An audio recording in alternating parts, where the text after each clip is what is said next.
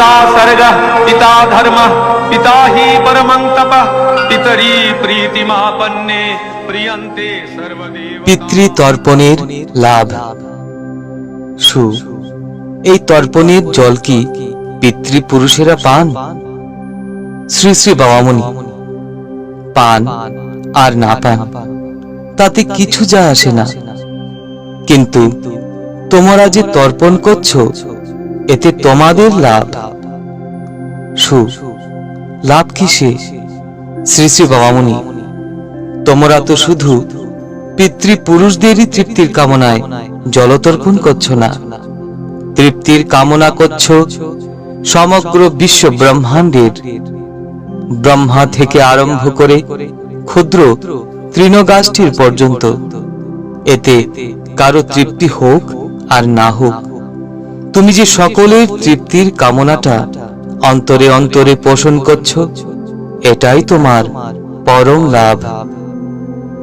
অন্ধ ভিক্ষুক ক্ষুধার তাড়নায় কাঁদছে, তুমি হয়তো তাকে একখানা সিকি পয়সাও দিতে পারলে না, কিন্তু তার দুঃখে দুঃখ অনুভব করলে, এটাই তোমার পরম পুণ্য। পরের দুঃখ দূর করতে পারলে আর না পারলে, পরের দুঃখে তুমি যে কাঁদলে, এই করুণাময়ী অবস্থাটাই তোমার অক্ষয় স্বর্গ। হিন্দুর তর্পণ ব্যবস্থা বিশ্ব ব্রহ্মাণ্ডের তৃপ্তির কামনাকে জাগ্রত করে, পুষ্ট করে, প্রসারিত করে। এই তর্পণ তো শুধু পিতৃপক্ষের 3 পুরুষ আর মাতৃপক্ষের 3 পুরুষের জন্যই নয়, যাদের কেউ ছিল না, বান্ধব ছিল না, জল পিণ্ড দাতা ছিল না, তাদেরও সবার জন্য। যারা অগ্নিদগ্ধা অদগ্ধা, যারা পুত্র পুত্রাদিবিহীন, তাদেরও সবার জন্য তর্পণ।